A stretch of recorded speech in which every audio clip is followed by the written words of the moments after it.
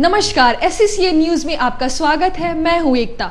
खबरों की शुरुआत करने से पहले आइए नजर डालते हैं आज की सुर्खियों पर। गोविंदपुर में ब्रेन मलेरिया से भाई बहन की मौत, एक ही दिन में 3 लोगों की मौत से सरकारी मशीनरी पर उठे सवाल। शहर के स्कूलों में परिवहन विभाग का छापा, जांच में मिली काफी गड़बड़ी। सरकारी लापरवाही से सड़ रहे अनाज, लोगों का पैसा हो रहा बर्बाद। और नक्सल प्रभावित इलाकों के बच्चों को पढ़ाएंगे अंग्रेज। और अब खबरें विस्तार से। गोविंदपुर में ब्रेन मलेरिया से पीड़ित एक ही परिवार के 2 बच्चों की मौत हो गई। इसी तरह MGM अस्पताल में एक बच्चे की मौत हो गई। गोविंदपुर पटेल नगर निवासी उषा सिंह के पति की मौत पहले नक्सली हमले में हो गई, तो अब भगवान ने उसकी एक बेटी और एक बेटी को भी छीन लिया। ब्रेन मलेरिया के कारण दोनों की मौत हो गई। गोविंदपुर इलाके में मातम का माहौल है। इस घटना के बाद स्वास्थ्य विभाग की टीम अलर्ट तो हुई है, लेकिन यह मात्र दिखावा भर है। जमशेदपुर में ब्रेन मलेरिया से मरने वालों में 3 बच्चे शामिल हो गए हैं। गोलमुरे स्थित बिजली कार्यालय का घेराव युवा कांग्रेस के लोगों ने किया। इन लोगों ने बिजली की समस्या को तत्काल निवारण करने की मांग की। गोलमुरे विद्युत कार्यालय में युवा कांग्रेस के लोगों ने हंगामा किया। इन लोगों ने लगातार बिजली को लेकर हो रही परेशानियों को दूर करने की मांग की। मांग पूरी नहीं होने पर तालाबंदी करने की भी चेतावनी दी गई है।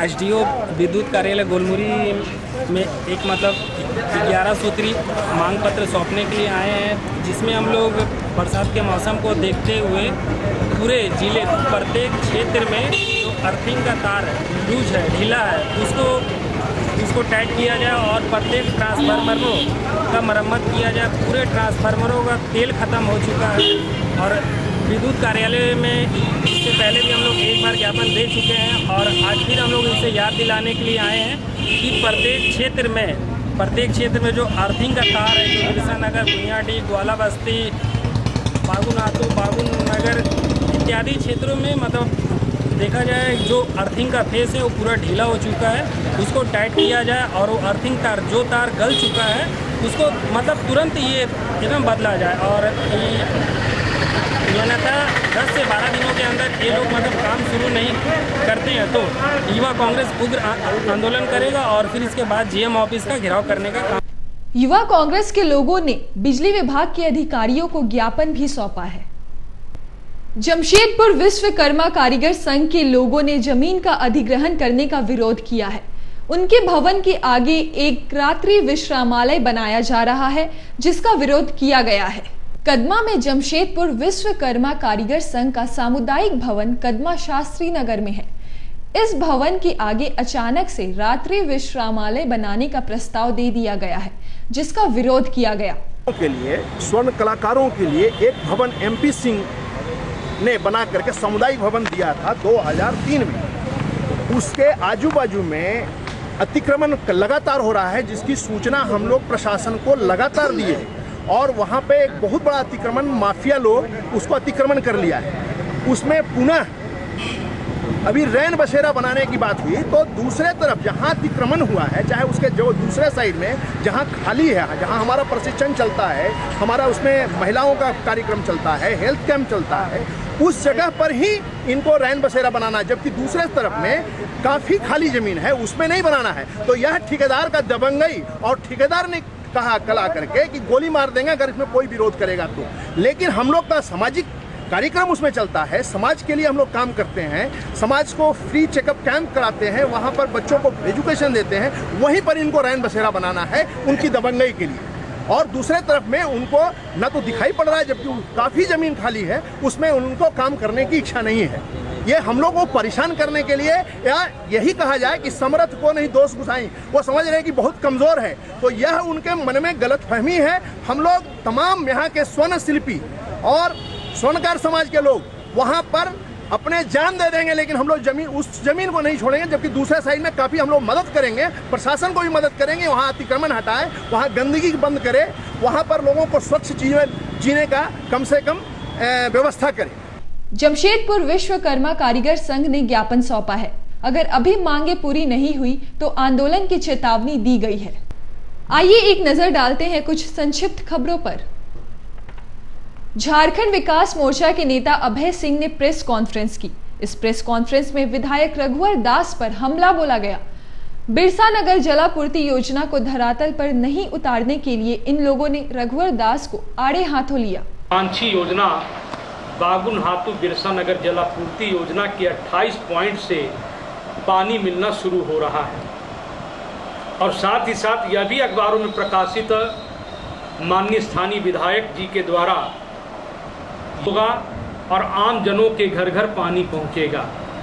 मैं इस पर बातों का खंडन करता हूं कि आज बरसात का दिन है, नदी में जल का स्तर बढ़ गया है। जल के स्तर बढ़ जाने से स्वाभाविक रूप से पानी का ऊपर आना लाजमी होता है और मैं इस बात से ताज्जुब हूँ कि जो बातों को पीएचडी विभाग के अधिकारियों को कहना चाहिए, जिला उपायुक्त को कहना चाहिए या संबंधित पीएचडी या इरिगेशन विभाग के पदाधिकारी को कहना चाहिए, वह बातों को यहाँ के स्थानीय विधायक प्रवक्ता बनकर के कह रहे हैं। इससे प्रमाणित हो रोटी सेकने का प्रयास हो रहा है। आज लगभग 7 वर्ष हो चुके हैं मुहर्दा जलापूर्ति योजना बिरसा नगर की और उस योजना से आज तक लोगों को घर में पानी नहीं मिला। सबसे बड़ी बात है कि आज तक बीयर का काम नहीं पूरा हुआ। बीयर जब तक पूरा नहीं होगा तो पानी कैसे मिलेगा, ये सबसे बड़ा विषय है। जबकि पीएचडी विभाग के एक्जीक्यूटिव इंजीनियर ने इरिगेशन विभाग के एक्जीक्यूटिव इंजीनियर को पत्र लिख करके कहा कि बीयर की ऊंचाई 2 फीट ऊपर होना चाहिए। अगर 2 फीट ऊपर नहीं होगा तो इंटेक वेल में पानी नहीं पहुंचेगा और सभी को पानी उपलब्ध हम नहीं करा सकेंगे। जबकि बरसात में पानी तो ऊपर नदी में ऐसे रहता है। अगर गर्मी के दिनों में माननीय विधायक जी के द्वारा यह कहा जाता है कि हम 28 जगह में पानी यहाँ पर उपलब्ध करा रहे हैं, तब लगता है कि जनता का काम पूरा हो गया। आज अप्रैल महीना बीत गया, मार्च महीना बीत गया, मई महीना बीत गया, जून महीना बीत गया, जनता त्राहिमाम थी, जिला प्रशासन के लोग परेशान थे और अपने टैंकर के माध्यम से किसी न किसी साधन के माध्यम से इस क्षेत्र की जनता को पानी दे रहे थे। तो उस समय स्थानीय विधायक को कहना चाहिए था कि मैं अभी अविलंब तुरंत इसकी पूर्ति करता हूं, 28 पॉइंट पर मैं पानी देता हूं। लेकिन जैसे ही बरसात गिरा और नदी का जल स्तर ऊपर हो गया और उससे पानी इंटेक वेल से टान करके वहां 28 पॉइंट में पानी देने का जो आज घोषणा हुई है, यह बिल्कुल ही सस्ती राजनीति और जनता को दिग्भ्रमित करने का प्रयास है।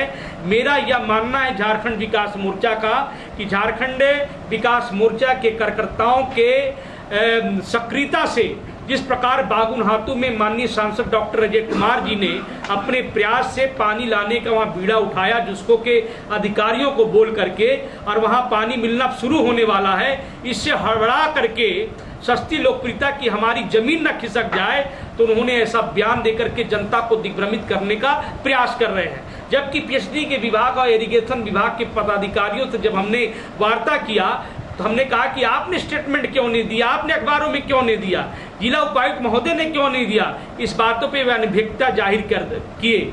इसका यह मतलब है कि सरकारी विभाग के काम को अगर सरकारी विभाग के अधिकारी अगर उसकी पुष्टि नहीं करते हैं, तब तक हम नहीं मानेंगे कि यह पानी जो है जनता के हित पर होने जा रहा है। इधर निक्को पार्क में डीजे नाइट का आयोजन किया गया। इसमें काफी संख्या में लोगों ने भाग लिया और जमकर मस्ती की।